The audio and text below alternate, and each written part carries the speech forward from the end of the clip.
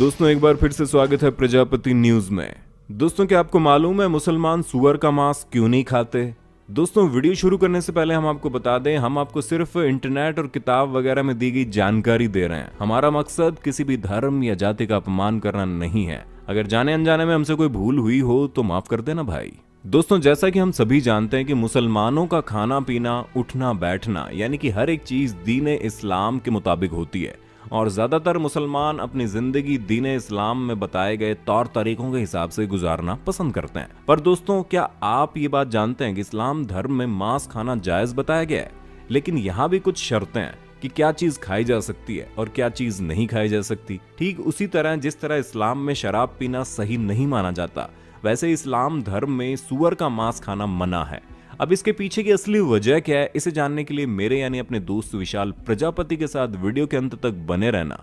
लेकिन हाँ, वीडियो शुरू करने से पहले एक छोटी सी रिक्वेस्ट है। वीडियो के नीचे रेड कलर का सब्सक्राइब बटन दिख रहा होगा, उस पर क्लिक करके सब्सक्राइब कर लें और साइड में बेल आइकॉन भी दिख रहा होगा, उस पर भी क्लिक कर लें ताकि आपको वीडियो मिले सबसे पहले। दोस्तों हम आपको बता दें, मुसलमानों की सबसे पवित्र किताब कुरान पाक के सूरा 2 आयत 173, सूरा 5 आयत 3 के साथ साथ और भी कई आयतों के जरिए आदेश दिए गए हैं कि मुसलमानों को ऐसे किसी भी जानवर का मांस नहीं खाना चाहिए जो हलाल ना हो। ऐसे में अब कौन सा जानवर है जो इस्लाम में हराम बताया गया है? दोस्तों कुरान शरीफ में इस बात का जिक्र किया गया है कि मरे हुए जानवरों का मांस खाना हराम है। ऐसा जानवर जो किसी वजह से मर गया हो, जैसे कि एक्सीडेंट या फिर बीमारी वगैरह से मरने वाले जानवरों का मांस खाने से इस्लाम धर्म को मानने वाले लोगों को मना किया गया है। दोस्तों सूरा 5 आयत 3 में लिखा है कि उसने तुम्हें केवल मना किया है मृत पशु, खून, सुअर का मांस और वो सब जिसमें अल्लाह के अलावा किसी और का नाम हो। हालांकि किसी की मजबूरी है तो बिना इच्छा किए उस पर कोई बात नहीं है, क्योंकि अल्लाह वाकई में रहमत करने वाला और माफ करने वाला है। दोस्तों यहाँ पर खास तौर पर सुअर के मांस को न खाने की हिदायत दी गई है।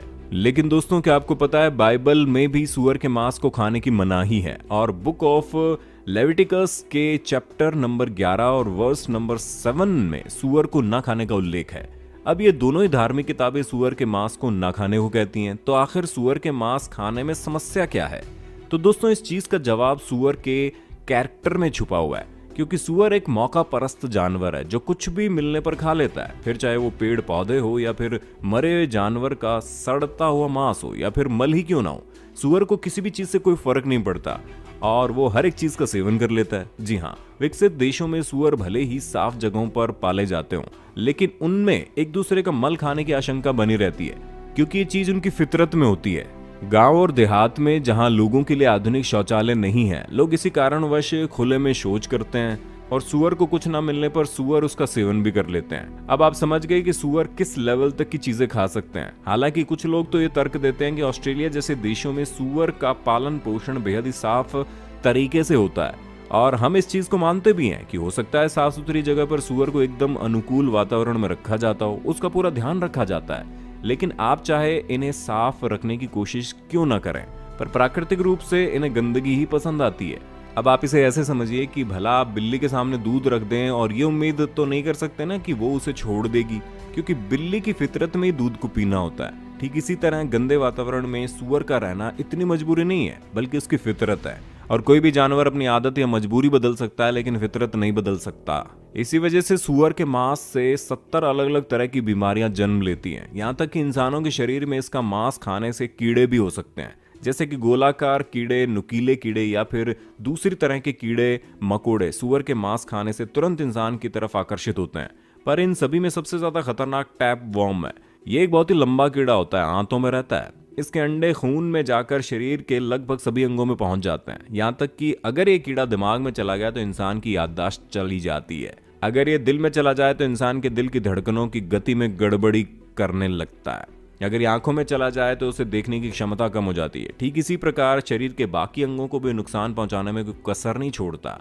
अब आप सोच लीजिए मात्र सूअर खाने से आपको कितनी ज्यादा परेशानी झेलनी पड़ सकती है। फिर चाहे आप सूअर का मांस कच्चा खाएं या फिर इसे पकाकर खाएं, सूअर के मांस में जो खतरनाक कीड़े रहते हैं वो पकाने पर नष्ट नहीं होते।